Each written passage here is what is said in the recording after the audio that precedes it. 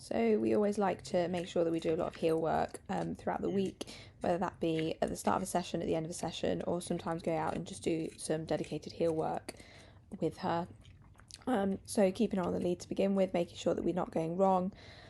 just walking backwards and forwards, left and right, do lots of turning to keep her on her toes, make sure she's looking at us,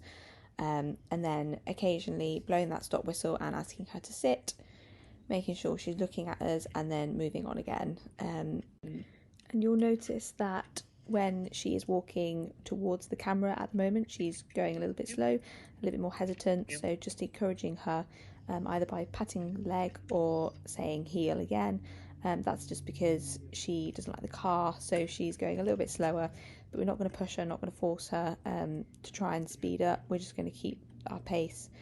the same, not slow down, because then she will just be matching it. Just making sure we're doing a lot of backwards and forwards, so she realises that when we are coming back, we aren't necessarily going into the car.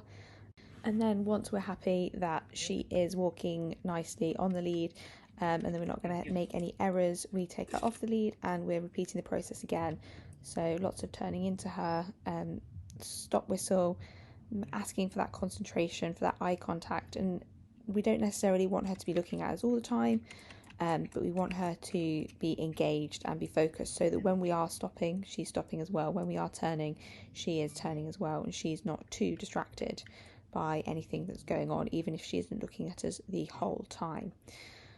So what we've got here is we want exactly the same off lead as we've got on lead, and occasionally if we need to go back to popping the lead round her neck, we will do. It's not a problem to sort of take that step back. It just means that we are eliminating the possibility of having any mistakes or any errors, because we want to mitigate those as much as possible.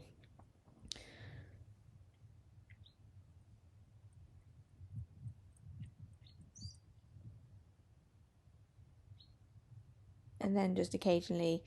when we do stop, just giving her a bit of fuss, and now switching it up a little bit,